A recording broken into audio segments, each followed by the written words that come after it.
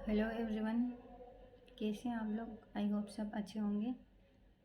तो आज का जो वीडियो रहने वाला है ये IBPS PO का मेंस कैसा गया उसका रहने वाला है कि मेरे क्या अटेम्प्ट्स रहे। तो मेरा जो एग्ज़ाम था वो 1 बजे वाली शिफ्ट में था, सेकंड शिफ्ट में था। तो स्टार्टिंग में जैसे रीजनिंग सेक्शन ओपन हुआ तो 2-2 मार्क्स वाले क्वेश्चन सेक्शन ए ओपन हुआ। तो उसमें 15 क्वेश्चन थे और सेक्शन बी में थे बाकी 30 क्वेश्चन। तो सेक्शन ए में स्टार्टिंग में ही मेरे वो कोडेड डायरेक्शन वाले जो क्वेश्चन थे वो ओपन हुए। तो उसके 3 क्वेश्चन थे तो मैंने वो बनाए 2-2 नंबर वाले। फिर इनपुट आउटपुट था, तो इनपुट आउटपुट का मैंने देखा 1-2 लाइन स्टार्टिंग की, तो मुझे वो समझ में तो आ गई थी।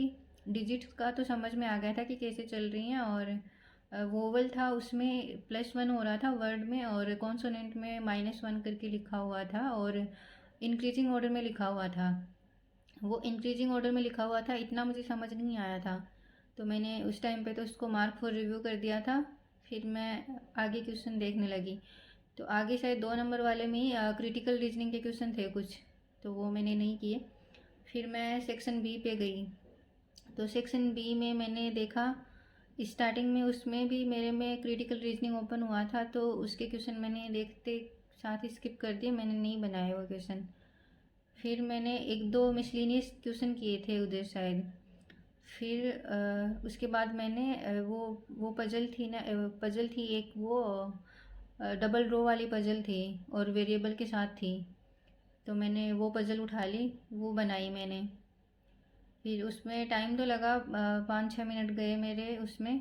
फिर मैंने वो बनाई।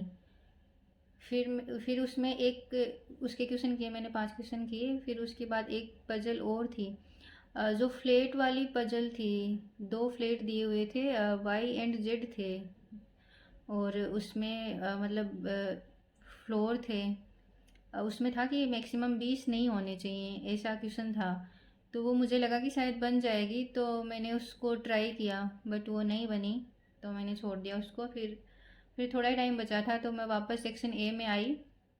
फिर मैंने वो जो इनपुट आउटपुट का क्वेश्चन था तो मैंने वो उठाया, मैंने वो करना शुरू कर दिया। मुझे स्टार्टिंग में ये समझ में तो आ गया था कि वोवल में +1 हो रहा है और कॉन्सोनेंट में -1 हो रहा है, ऐसे करके।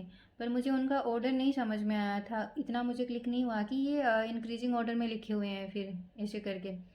फिर मैंने ऑर्डर तो मुझे ध्यान में नहीं आया था, पर मुझे ये पैटर्न पता चल गया था, तो मैंने उसी अकॉर्डिंग बना लिया। वो जिस हिसाब से थी मैंने उस हिसाब से ही वो बना लिया था। फिर मैंने उसके क्वेश्चन किए। फिर वो 4 क्वेश्चन तो हो गए थे। फिर उसका एक क्वेश्चन था कि जैसे लेफ्ट से फोर्थ वर्ड, और फिर उसका मतलब जो सेकंड है, और ऐसे ही जैसे राइट से था। तो उसमें दिक्कत हुई क्योंकि उसमें मैंने मुझे ध्यान में नहीं आया था कि ये इंक्रीजिंग ऑर्डर में लगा हुआ है। फिर मुझे अचानक से क्लिक हुआ कि वो इंक्रीजिंग ऑर्डर में लगा हुआ था, तो मैंने वो क्वेश्चन किए वहाँ पे। तो ऐसे करके रीजनिंग में मेरे टोटल 10 क्वेश्चन तो मेरे 2-2 मार्क्स वाले हुए हैं, और 7 क्वेश्चन मेरे 1-1 मार्क्स वाले हुए हैं। तो मेरा रीजनिंग टोटल 27 मार्क्स का हुआ है। फिर जीए सेक्शन ओपन हुआ, तो जीए मुझे ठीक लगा इसका। ऐसा नहीं था कि किसी एक मंथ से ही ज़्यादा पूछ लिया है या फिर किसी मंथ से पूछा ही नहीं है। लास्ट के 4-5 महीने से जीए पूछा था, हर एक मंथ से पूछा था। तो ऐसे मतलब ऐसे लग रहा था कि हाँ पढ़ा हुआ है। कुछ कुछ क्वेश्चन रिकॉल नहीं कर पा रही थी मैं वहाँ पे, बाकी पढ़े हुए ही लग रहे थे सारे। तो मैंने जीए में मैंने 26 अटैम्प्ट किए हैं। 5-6 तो गेस वर्क है उनमें, ज़रूर है। तो ऐसे करके जीए में मेरा 26 अटैम्प्ट हुआ है। फिर इंग्लिश ओपन हुआ। इंग्लिश तो इंग्लिश के बारे में तो क्या ही बोलूँ, आज की इंग्लिश मुझे काफ़ी टफ लगी इस एग्ज़ाम की।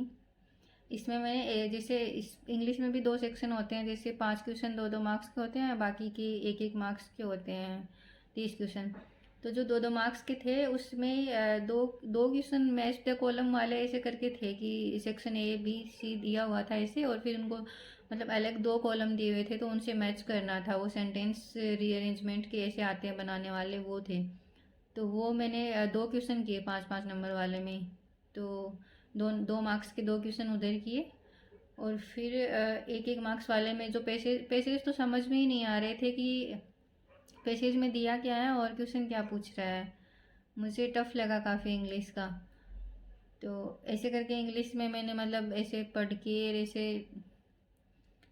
उस इंग्लिश में मेरे ओवरऑल वो एक एक नंबर के जो थे उनमें 18 अटेम्प्ट्स हुए हैं। तो ऐसे करके इंग्लिश मेरा 22 मार्क्स का अटेम्प्ट हुआ है और उसमें भी एक्यूरेसी तो नहीं है। अब देखते हैं। फिर क्वांट ओपन हुआ तो क्वांट में मैंने पूरा पेपर पहले देखा कि कौन से क्वेश्चन मतलब डीआई बनने वाली है, केसलेट बनने वाली है। तो 2-2 मार्क्स में तो मुझे नहीं लगी बनाने वाली उस टाइम पे स्टार्टिंग में कि मुझे उठानी चाहिए, तो मैंने नहीं उठाई उसमें। कुछ मिसलिनियस क्वेश्चन थे, अर्थमेटिक के थे 1-2 क्वेश्चन, वो मैंने ट्राई किए उसमें 2-2 मार्क्स वाले में, तो वो बनाए। और एक नंबर सीरीज़ का क्वेश्चन था, नंबर सीरीज़ का नहीं, क्वाड्रेटिक इक्वेशन का क्वेश्चन था 2-2 मार्क्स वाले में, शायद 2 क्वेश्चन थे उसके, तो मैंने वो किए। फिर मैं एक मार्क्स वाले सेक्शन में चली गई जिसमें 10 क्वेश्चन थे सेक्शन बी में। तो उसमें मैंने क्वेश्चन किए, स्टार्टिंग के जो नंबर सीरीज़ के क्वेश्चन थे मैंने वो किए। और फिर उसमें एक डीआई थी, वो कॉस्ट प्राइस दिया हुआ था, उसमें टेबल में कॉस्ट प्राइस दिया हुआ था और फिर एक लाइन चार्ट बना हुआ था, उसमें लाइन ग्राफ था। तो उसमें जैसे प्रॉफिट और डिस्काउंट का ग्राफ दे रखा था कि प्रॉफिट इतने परसेंटेज का हुआ है, डिस्काउंट इतने परसेंटेज का हुआ है। तो कॉस्ट प्राइस उधर दी हुई थी, तो कॉस्ट प्राइस से वो प्रॉफिट निकाल के और प्रॉफिट से सेलिंग प्राइस आ रहा था वहाँ से, और फिर वो डिस्काउंट से उनकी वो मार्क प्राइस आ रही थी। तो मैंने वो किया, उनके 5 क्वेश्चन किए। तो ऐसे करके मैंने मैथ्स में 10 जो एक एक मार्क्स के जो 10 क्वेश्चन थे वो मैंने पूरे किए, और फिर 5 क्वेश्चन मैंने 2-2 मार्क्स वाले किए। तो ऐसे करके क्वांट में मेरा 20 मार्क्स का अटेम्प्ट हुआ है। फिर मैंने फिर डिस्क्रिप्टिव ओपन हुआ, तो डिस्क्रिप्टिव में लेटर तो वो फॉर्मल वाला लिखा मैंने, तो वो तो लिख दिया था, उसका तो वर्ड लिमिट भी पूरा हो गया था, जितना दिया था उतना मैंने लिख दिया था। फिर ऐसे लिखा, तो ऐसे तो लास्ट में टाइम नहीं बचा था मेरा, मतलब वर्ड जैसे 250 से 300 वर्ड होना चाहिए था, मेरा वहाँ पे 150 वर्ड ही हुआ है। तो ऐसे डिस्क्रिप्टिव को हटा के ओवरऑल जो मेरे मतलब मार्क्स का अटेम्प्ट हुआ है वो जैसे ओवरऑल मेरा 95 के समथिंग मार्क्स बन रहे हैं, जितना के मतलब पेपर अटेम्प्ट करके आई हूँ मैं, तो उतना हो रहा है। बाकी डिस्क्रिप्टिव देखो। ओके, आप लोग बताना आपका कैसा क्या अटेम्प्ट रहा, आपके कितने अटेम्प्ट रहे और कौन सी शिफ्ट में था। Thank you.